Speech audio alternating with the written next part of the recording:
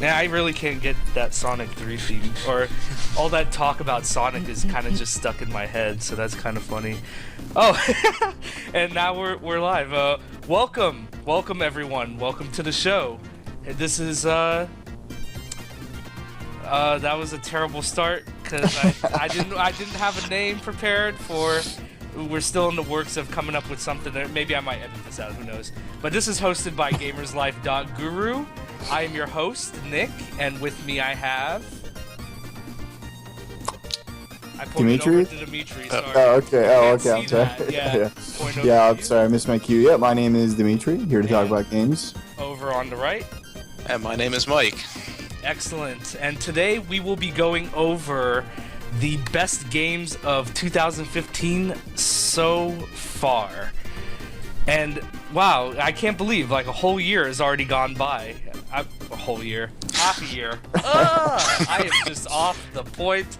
But who cares? We're going to be doing it live. And anyhow, we are going to run over probably just each major genre. I know there's many subgenres upon genres, but like let's keep it simple, folks. Let's keep it concise.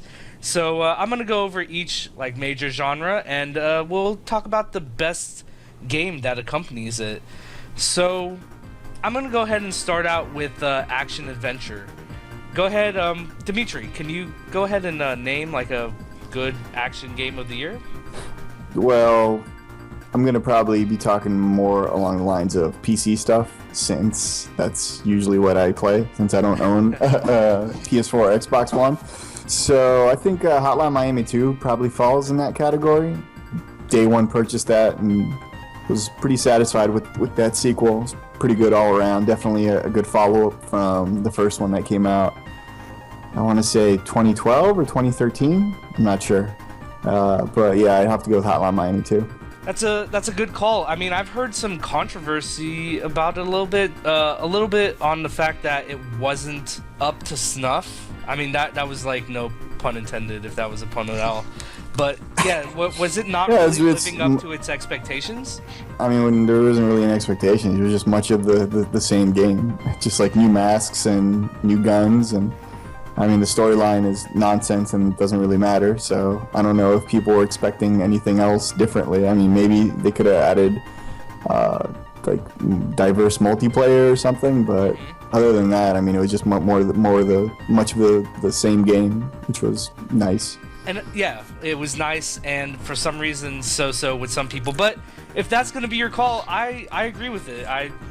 It's if it ain't broke, don't fix it. Oh man! If you don't know the saying, don't say it. Yeah, fool me once. Shame on you. Yeah, fool me twice. Never fool me again. Indeed. And what about you, Mike? What do you think would be a good contender for best game of the action-adventure genre? I'm going to have to go with the game that I'm currently playing, which would be Batman Arkham Knight. Nice. Which I'm about halfway through it right now. I think I'm just under 50% complete. I have a PS4, so obviously I can enjoy it, unlike you PC gamers. But it's great so far. Beautiful to look at. The world's great. The story is really engrossing. As a Batman fan, it's one of the better Batman stories that I've read played so far. And the one complaint I do have about the game, which is a little nitpicky, is it is missing the boss fights that I think made the last couple ones really great. But well, how far into it are you? I said I think I was just under 50% when I stopped playing earlier this afternoon. And there hasn't been any memorable boss fights so far? There actually hasn't even really been a boss fight so far. Just kind of a departure from the way the series has gone so far. I guess they're going for like a true open world type deal? It was very open world. The inclusion of the Batmobile, I know a lot of people are ripping on it. I think it's pretty fun. I do think they kind of forced it in some areas, but... Doesn't it start off with like some helicopter like fight scene or something? Isn't that kind of a boss fight, or not really? I wouldn't... It doesn't have like the showdowns with like the villains that you had in Arkham City and Arkham Asylum. No, I can't even really say there's been anything that I would even come close to considering a boss fight. Oh, that's a shame. But I guess, I don't know, maybe they'll surprise you. But, like, if they're gonna hold it off till the end, I mean, I just find that to be... I mean, isn't that the kind of the point? I mean, you can't rescue firemen all day. It's they've done it differently. So whereas all the villains are kind of worked into the main storyline, this one being more open world, the villains are kind of more side quests. They're like open cases that are going on at the same time, and you can't like roll through them. You have to like wait as you progress through the game to complete them as you unlock different islands. So like for example, Two-Face, he had his side missions where he was robbing banks, and just when you finally get to the last bank, that's when you take down Two-Face. But like he was there, but all I did to take him out was drop down and scoop him up. Wow, that's very interesting. Very overpowering of Batman. I mean, that's how he kind of displays himself on the show. Or am I dating myself? That show's a long time ago. Yeah. But Close to 20 years. yeah. Ooh, wow, that's rough. But yeah, I guess you're right. It is a different, interesting take to. Oh, Batman always trying to clean up the streets. Swig a beer for the working man. Indeed. Now, as far as like my action adventure pick, I haven't really like. It was probably going to be Arkham Knight as well because I mean, there was a lot of hype behind it, so it was just kind of hard to say. But I think we got to include games that didn't come out yet. That I think they have the potential to become the games of the year as well. So my pick would probably be Metal Gear Solid 5. I know. I knew you would scoff, but wow.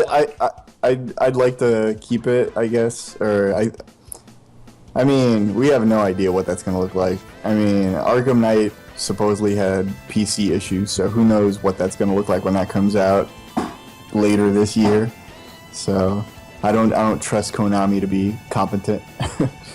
You make a good point because considering that they've kind of dropped the ball on everyone, what makes them like want to put any more effort into this game coming out? I mean, they got if it was a pachinko or a slot machine, that'd be a different story. It'd be in tip-top shape, but without a doubt. Oh man, the amount of that they invest, the fact that they invest in like everything else, but what kind of made them what they became today. I mean, it's just a shame. Well, I'm excited for Metal Gear. I've already talked about how hyped I was in previous episodes after watching that gameplay footage, but I think it's got potential to be another great type of open world action game. Well, I'm a big Metal Gear fan. It's probably my favorite franchise in gaming, but I think I'm actually going to be boycotting Metal Gear 5, and that's probably a topic for another time. But I think that that will have to come up for sure. All right, so moving along, I don't know how you guys feel about this particular genre, but I want to go ahead and go with the shooters. Best shooters of 2015. I'm going to toss that one over to you, Mike. Any particular shooter that you think is a good contender for it? Well, I've played a great shooter so far in 2015, and it's Splatoon. Fantastic game, great fun to play. Also my pick for multiplayer as well.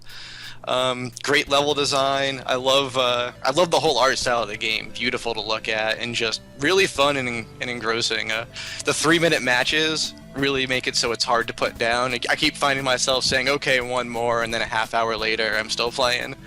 So the different guns and weapons change the play style. A lot of different strategy ideas. Definitely a great online shooter. This definitely would have been my pick as well. I mean, who would have thought that if we talk about a shooter genre, that Nintendo could even top it out? This is a new original IP, right? Yes, yep. Correct. It has to be, right? So it's like the first one Nintendo has had since what, Pikmin? Pretty much. So it's really taken everybody that's had the interest in it by storm. And I believe there's a new mode coming out soon. I believe this weekend. Yeah, they're adding it to the ranked mode. They're adding a different type of gameplay format because right now there's only two. They have a kind of almost like a King of the Hill for the ranked matches, and then there's just cover the whole map like they have in the unranked. But so it'll be interesting to get back on there and play something new. And you don't have to pay for it? Shocking. Yep, they've done a really good job of parceling out like every week it seems we get a new map, a new gun. It's kept the game relevant. It's kept it interesting. Very good, very good. Now, Dimitri, you have a little bit more variety and range as far as shooters, so I don't know if you've played any of them this year, or that there's one that you're probably considering. Yeah, I mean, there's a few that have come out. I know, actually, before I get into that, I'm going to go with my pick, which is Hatred, actually. Ooh, what? No, I'm joking. I was about to say, the hate, no pun intended, the hate is strong on that one. I just fucking hate everybody. No, not quite. But I guess I want to give an honorable mention to Killing Floor 2, although I haven't played it. I've heard nothing but good things about that. It looks phenomenal. Yeah, and actually a good shooter that I played that came out this year is actually a kind of an unknown game that came out of Steam Early Access called Verdun, which is a World War I shooter, which you don't really see too many of, and yeah, definitely not World War I for the matter. So it takes place during the Battle of Verdun in like 1915 or 1915, and yeah, it's like just, I guess, different because everybody's kind of used to the World War II thing. Oh, that's what it was. Yeah, that's what I was mixing up. True. Man, you are off your game today. I know. I don't know what the deal is. I think it's I don't know what the fuck it is. All right. Anyhow. What's the gameplay like on that? Is it more than just storming across no man's land into machine gun fire, or how do they kind of mix it up?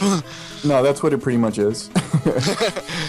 Yeah, because I guess true to history, which is what they were trying to go for with that game, was just, I guess, you die very often, and usually one hit kills you.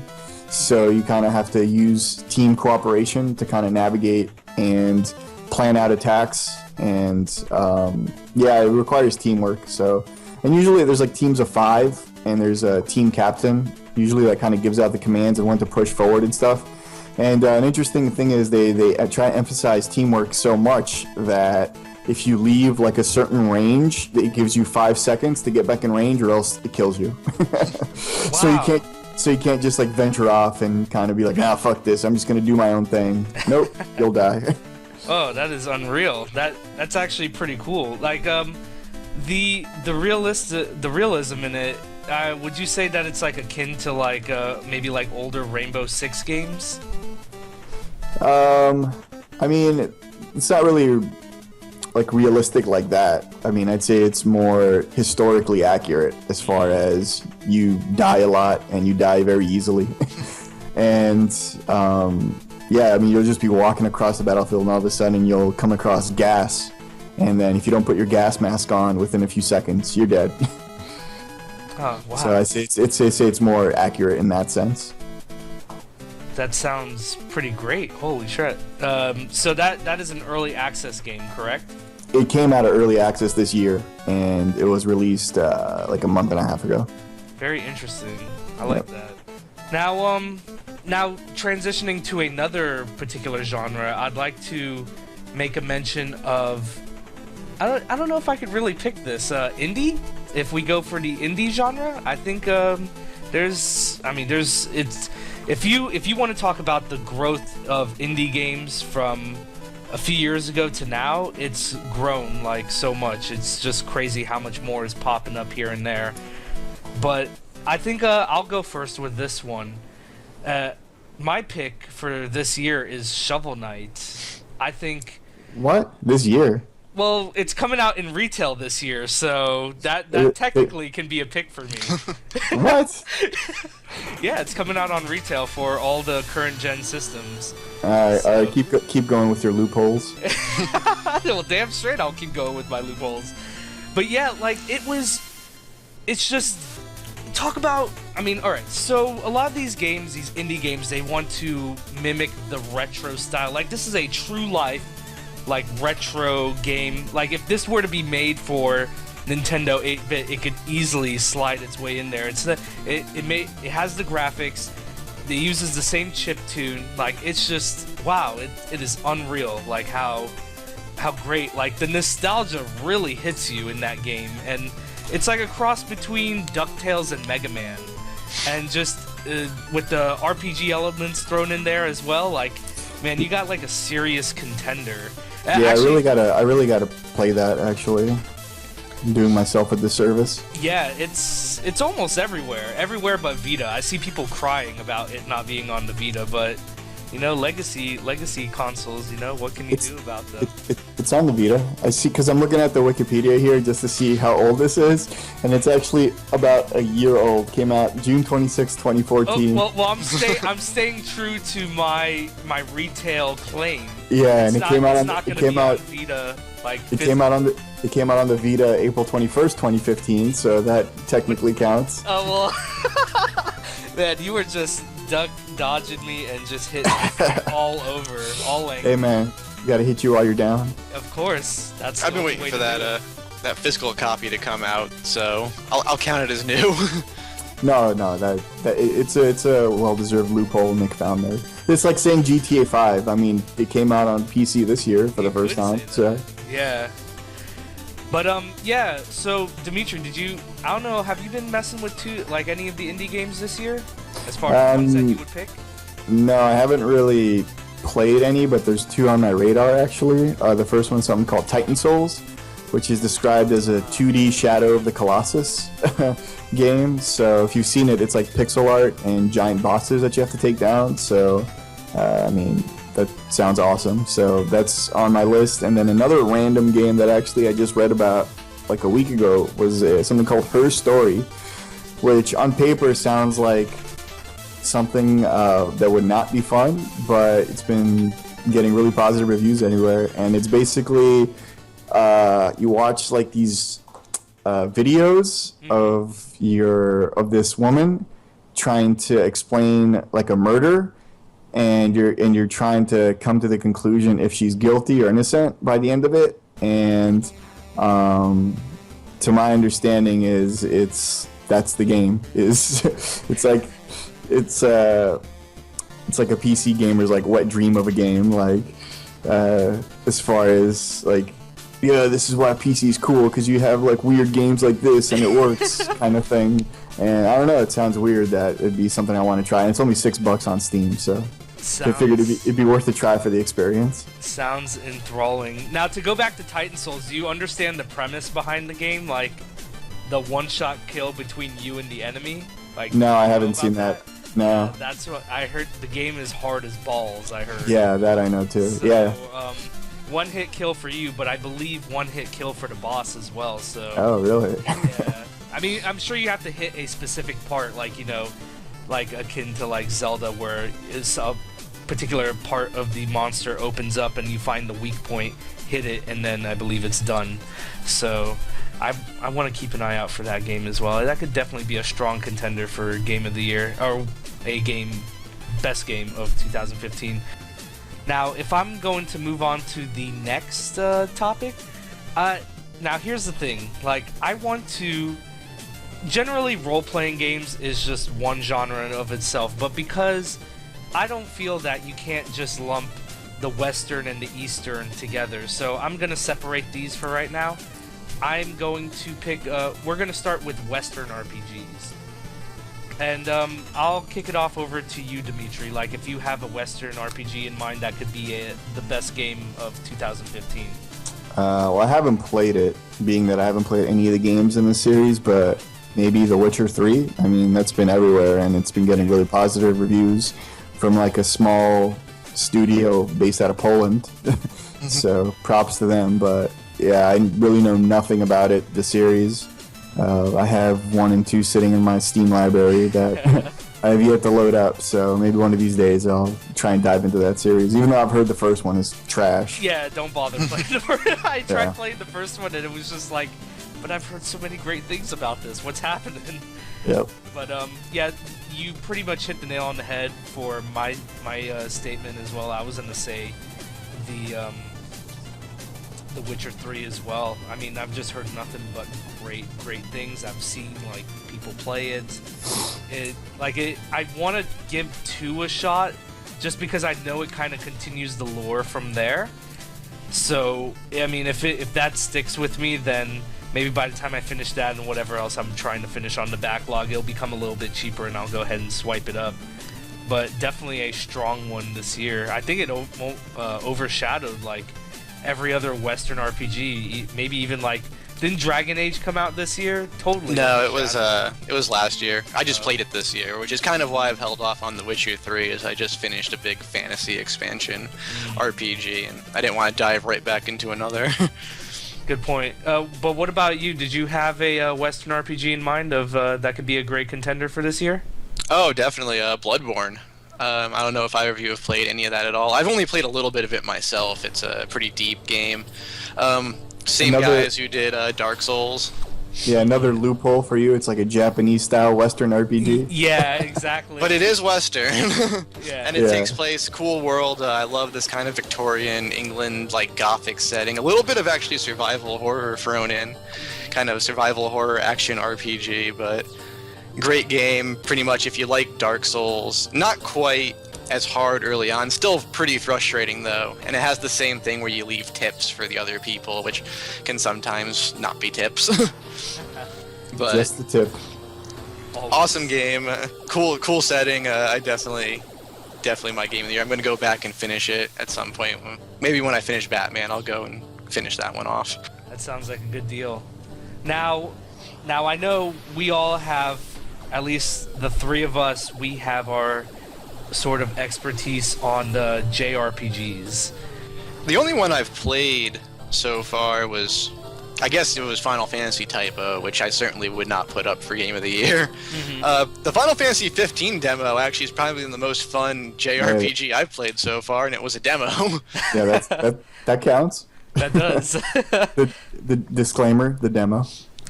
But other than that, nothing really that's coming out outside of Persona. Persona has my interest. I'm not super familiar with that franchise. I haven't played too many of the other ones, but it does have my interest. Xenoblades, I don't know if that's technically 2015. I think it might be coming out in 2016, but I didn't play the DS version. Yeah, it's been slim pickings because not much has come out, really, as far as that end goes, and there's only usually like one or two major releases that make their way over here a year anyway. Excellent. Now, and it does look like Xenoblade Chronicles for the Wii U does have a 2015 release date, so that is one that I kind of have my eye on as well. Mm-hmm. Hopefully it doesn't have a GameStop exclusive deal. Of course not. And now I want to get into the next particular genre, which is platformers. So anybody have like now D, I know you're not a huge fan of platformers. I think it's the 3D collectathons you don't really dig. Definitely Mighty Number 9. I'm excited about that. Looks awesome. Love Mega Man. Huge Mega Man fan. I'm not sure why I like Mega Man so much, because they're frustrating, and I suck at them, to be quite honest. But it looks, I mean, when I was watching that gameplay footage, it looks just like Mega Man. You can see down to some of the enemies look pulled straight out of it. So I can't wait to get my hands on that. That's one of the few games I have actually pre-ordered without getting any sort of collector's edition. That's how excited I am for it. Yeah, excellent. And what about you, Dimitri? Like, I know you're not the platformer type, but would you have one up your sleeve that you would think that would be best for the year? Yeah, I got nothing. Oh, well, there goes that. But to wrap it up, I think there's some honorable mentions. I mean, they may not be the best games like of the year, but I think they're worth. I think there may be a few that's worth mentioning. I think Mortal Kombat X deserves a shout out. Again, like, well, I'm not an expert in fighting games, but from what I've seen, like, for what they offer to you, like, some of the best, like fighting single player story modes I've seen, like, they really go all out with it, I think. So it's a fun fighting game. I don't know if either of you guys have played that much of it. Really accessible. I'm not a big fighting game guy, but I picked it up and I was getting right into it. I was doing fatalities and stuff. It wasn't overly cumbersome or complicated. Is it true that you could pay to unlock one button fatalities? Yeah. Or is that just... Yeah, it is true. And even when you pay for it, I've heard it's not that easy to execute. cute. They're not that hard to do without, like, just the ones that are in there. They're really not that complicated. I had no problem doing different fatalities, just pausing it, seeing what the combo is, and executing them. So I don't know. That would just be throwing away money to me. It used to be impossible back. It did. Like it was like be a quarter sweep away. You know, make sure you block and jump, but don't jump up in the air. You know, it was just like. And there are more difficult ones that you can get into, but there are plenty of ones that are perfectly accessible, I think, to casual fighting fans. Agreed. Yeah, any fatality that involved down-up was a nightmare because you always ended up jumping in the air. Oh, man. Indeed. So, well, while we're on the subject, I also want to give a quick shout-out to City Skylines that came out this year. It's given SimCity kind of a run for its money, so it's good to see some competition in that field. Is anybody in from the previous studio, like, did they jump on board to make this game? Oh, I have no idea about the development team. Oh, okay. And another shout out to Pillars of Eternity. It's actually a Kickstarter game that came out this year. Mm-hmm. And kind of took everybody by surprise. It's not really my type of game, I don't think, because I was looking to get into it. But after seeing like a few people play it on Twitch and seeing some gameplay videos, I think I'd be a little bit too frustrated with it because it's so meticulous and you need to plan out everything. And it's like you have to pause, plan your attack, start, pause.